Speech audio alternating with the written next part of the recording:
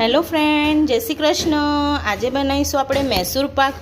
तेना माटे मैं अहींया गળી 1 वाटकी घी अने तेल बे मिक्स लई लीधुं छे। तमे चाहो तो तमे एकलू घी पण लई शको छो, कां तो एकलू तेलमां पण आने बनाई शको छो, पण मैं मिक्स लीधुं छे। अर्धी वाटकी घी तो ए अर्धी वाटकी तेल लई लीधुं छे अने 1 वाटकी बेसन छे। तमे जोई शको छो मैं 1 वाटकी बेसन लई लीधुं छे। जे आपणे भज्या माटे के पकोड़ा माटे जे वापरता होय ए ज बेसन छे। एकदम झीणुं बेसन छे, ककरू बेसन नथी। तो मैं अहींया આગળ 1 वाटकी बेसन, 1 वाटकी घी ने तेल मिक्स ने 1 वाटकी में खांड लई लीधी छे। मैं बेसन जेटલું લીધું છે એટલી જ વાટકી મેં અહીં આગળ ખાંડ લીધી છે। તમે ચાહો જે પ્રમાણ તમે ગળ્યું ખાતા હોય એ પ્રમાણે તમે ખાંડ લઈ શકો છો। અને મેં અહીં આગળ 4 થી 5 નંગ અહીંયા તમે જોઈ શકો છો 5 નંગ મેં ઇલાયચી લઈ લીધી છે ફ્લેવર માટે। હવે આપણે આને પહેલાં આપણે ચાસણી બનાવી લઈશું। ચાસણી બનાવવા માટે મેં અહીંયા આગળ કઢાઈ મૂકી દીધી છે ને એમાં આપણે ખાંડ નાખી દઈશું। જે વાટકીથી આપણે ખાંડ લીધી હતી એ જ વાટકીથી મેં અહીંયા આગળ પાણી લઈ લીધું છે અને હવે આપણે આ ચાસણીને સરસ થવા દઈશું। એક તારની આપણે ચાસણી કરવાની છે, જ્યાં સુધી આપણી ખાંડ ના ઓગળે ત્યાં સુધી આપણે ચાસણીને આ રીતના થવા દઈશું। આપણી ચાસણી ઓગળે છે ત્યાં સુધી આપણે ઘી પણ ગરમ કરી લેવાનું છે। અહીંયા આગળ મેં એક વાસણમાં ઘી લઈ લઈશ। આપણને એકદમ ઉકળતું ઘી જોઈએ છે એટલે મેં અહીંયા આગળ એક વાસણમાં લઈ લીધું છે ને હવે આને આપણે ગરમ થવા મૂકી દઈશું। એકદમ આપણને ઘી ગરમ જોઈએ છે। ગરમ કરવા મૂકી અહીંયા આગળ મેં ઘી પણ ગરમ કરવા મૂકી દીધું છે। અહીંયા આગળ મેં ઇલાયચી ફોલી લીધી છે ને આ રીતના તમારા પાસે કેક ટેન હોય તો તમે આને ગ્રીસ કરી લેજો। મેં આને તેલથી ગ્રીસ કરી લીધું છે। જો આ ના હોય તો તમે કોઈ પણ થાળી લઈ શકો છો। એનામાં આપણે જ્યારે બેટર બનાવીશું આ તો આનામાં નાખવાનું છે એટલે મેં આને પહેલેથી સ્ટીમ કરી લીધું છે। હવે આપણે આને જોઈ લઈએ આપણી ચાસણી થઈ કે નહીં।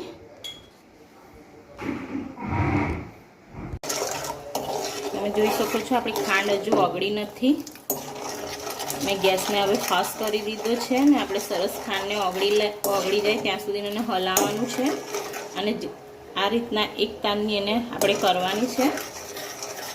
આ મૈસૂર પાક બજાર કરતાં પણ એટલો સરસ થાય છે। તમે એકવાર આ રીતના ઘરે જરૂર ટ્રાય કરજો। અને 1 વાટકી આપણે બેસન લઈએ તો 1 કિલો જેવો આપણો મૈસૂર પાક થઈ જાય છે। અને બહાર આપણે લેવા જઈએ તો મોંઘો પણ મળે છે ને એ લોકો કેવી રીતના બનાવે આપણને ખબર ના પડે। એટલે આપણે આ રીતના ઘરે આપણે એકદમ ચોખ્ખો બનાવેલો હોય। તમે કોઈ પણ તહેવારમાં મીઠાઈ આ રીતના જરૂરથી બનાવજો, બહુ જ સરસ બને છે।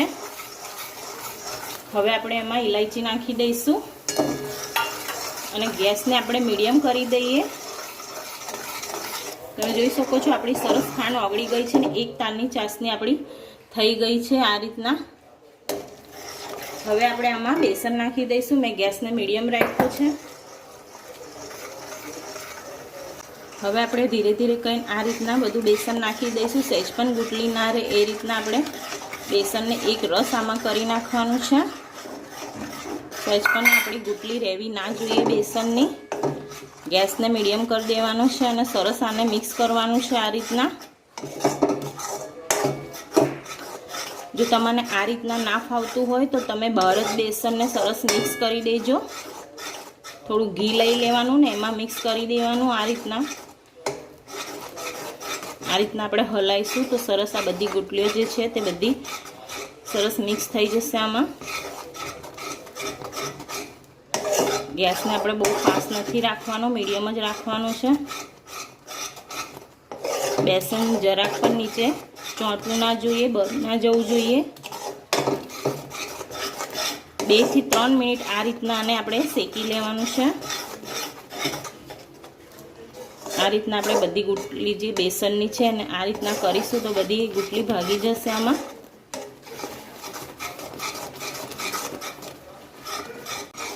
તમે જોઈ શકો છો સરસ આપણે બેસન મિક્સ થઈ ગયું છે અને 2 થી 3 મિનિટ આ રીતના ચાસણીમાં શેકાતા થયું છે અને આપણું ઘી પણ સરસ ગરમ થઈ ગયું છે। તમે જોઈ શકો છો આપણને આ જ રીતના ઘી ગરમ જોઈએ છે। મેં ગેસને ચાલુ જ રાખ્યું છે, બંધ નથી કર્યો।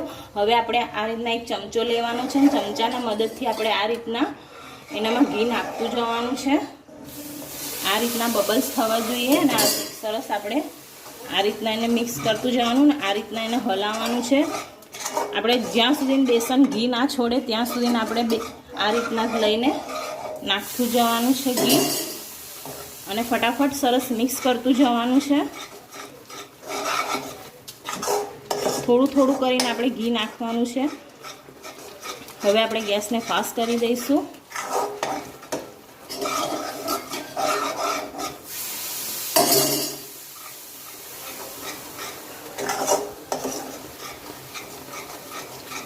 જ્યાં સુધી આપણે સરસ મિક્સ ઘી એના જાતે જ છોડ દેશે.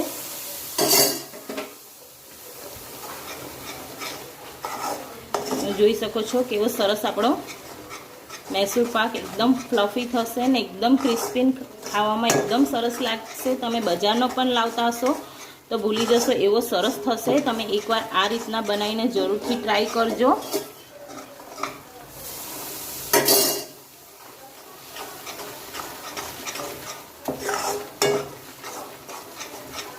આમાં બનાવવા આપણાને વાર નથી લાગતી. 20 થી 25 મિનિટમાં જ આપણો મૈસૂર પાક થઈ જાય છે સરસ. અને આમાં આપણે સામગ્રી પણ વધારે નથી જોઈતી. બસ ઘી, તેલ, બેસન ને ખાંડથી સરસ થઈ જાય છે. તમે જોઈ શકો છો સરસ આ રીતના જારી પડવા લાગી છે. આ રીતના જોઈએ છે અને તમે જોઈ શકો બેસન પણ સરસ ઘી છોડવા માંડ્યું છે. એટલે આપણે આ મૈસૂર પાક સરસ થઈ ગયો છે. હવે આપણે ગેસને બંધ કરી દઈશું ને આપણે ગરમ ગરમ જ એને કાઢી લેવાનું છે. આ રીતના આને આપણે દબાવવાનું નથી, બસ આ રીતના જ એને ડબ્બામાં કાઢી લેવાનું છે.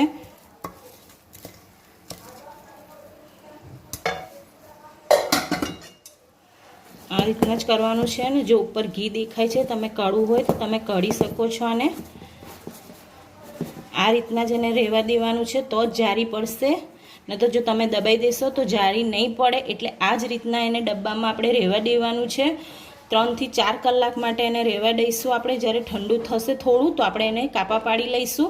પણ અત્યારે એને ઠંડુ થવા દઈએ. જો ગરમ ગરમમાં કાઢીશું તો આપણો બરાબર નહીં બને. એટલે 2 થી 3 કલાક આને ઠંડો થવા દઈશું. તમે જોઈ શકો છો 1 કલાક થઈ ગયો છે અને થોડું ઠંડુ થઈ ગયું છે, જેવું કે આપણે ટચ કરી શકીએ એવું. તો હવે આ સમયે આપણે એનામાં કાપા પાડી લઈશું. આ રીતના જો બહુ ઠંડુ થઈ જશે તો કાપા નહીં પડે. એટલે અત્યારે તમારે જેવા જોતા હોય નાના મોટા તમે કાપા કરી શકો છો.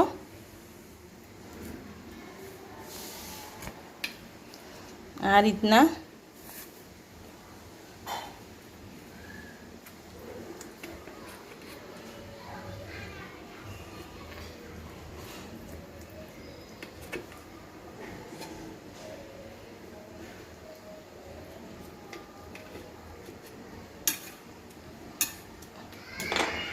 આપણે કાપા પાડી લીધા છે. હવે ઠંડુ કરવા માટે ફરી 2 કલાક આપણે એને રહેવા દઈએ. તમે જોઈ શકો છો એકદમ સરસ ઠંડુ થઈ ગયું છે. 3 કલાક થઈ ગયા છે અને આને ઠંડુ થઈ ગયું છે. હવે આપણે આને પ્લેટમાં કાઢી લઈએ. આ રીતના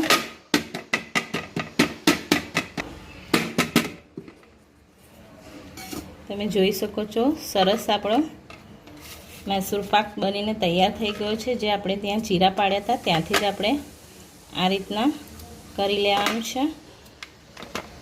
તમે એકવાર આ રીતના બનાવીને જરૂરથી ટ્રાય કરજો. જોઈ શકો છો તમે કેવી સરસ જારી પડી છે.